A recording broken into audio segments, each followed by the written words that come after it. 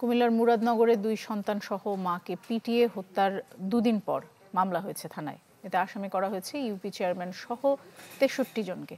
এ ঘটনায় 8 জনকে গ্রেপ্তার করেছে র্যাব এবং পুলিশ। এলাকায় বিরাজ করছে থমথমে পরিস্থিতি। কুমিল্লার মুরাদনগরে 2 সন্তান সহ মাকে ঘোষণা দিয়ে মব সন্ত্রাসের মাধ্যমে পিটিয়ে হত্যা আলোচিত সমালোচিত সারা দেশে। সেই বর্বর ঘটনারই সিসি ক্যামেরার ফুটেজ এটি।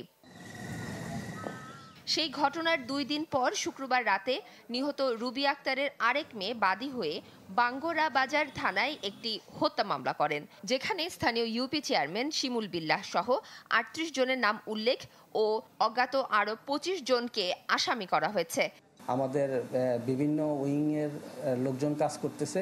আমরা তদন্তে যাদেরকেই এই সংশ্লিষ্টতা পাবো তাদেরকে আমরা সর্বোচ্চ আইনের আওতায় নিয়ে আসবো। এদিকে ঘটনার পর থেকেই গ্রেপ্তার আতঙ্ক আর ভয়ে নীরব হয়ে গেছে করইবাড়ি গ্রাম। বন্ধ দোকানপাট, বাড়ি ছেড়েছেন অনেকে।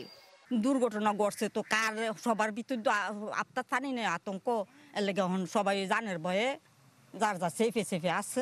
যদি কেউ অপরাধ করে থাকে তাকে আইনে আওতা নিয়ে আসা উচিত, কিন্তু এইভাবে পিটে হত্যা আমাদের কাম্য নয়।